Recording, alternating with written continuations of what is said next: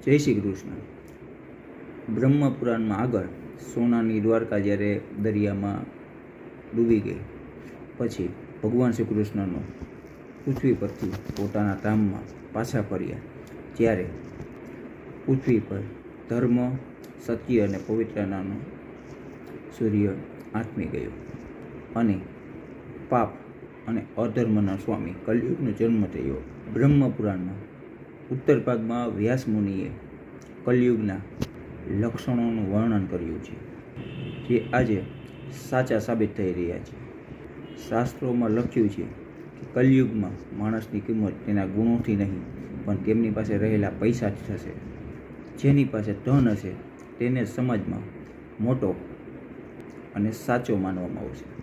લોકો પોતાના સગા ભાઈ, બહેન કે માતા પિતાના દુશ્મન બની જશે. કલયુગમાં ધરતી પર અન્ન ઓછું પાકશે. રોગો અને ચિંતાના કારણે માણસની ઉંમર ખૂબ ટૂંકી થઈ જશે. પરંતુ બ્રહ્મપુરાણમાં એક આશાનું કિરણ પણ છે.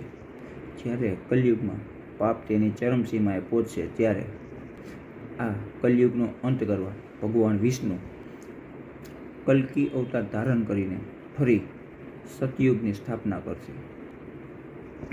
ભલે અત્યારે કલયુગ ચાલી રહ્યો હોય, પરંતુ શાસ્ત્રો કહે છે કે આ યુગમાં જે માણસ સાચા મનથી પ્રભુનું સ્મરણ કરે છે તેના પર આ કલયુગની કોઈ અસર થતી નથી.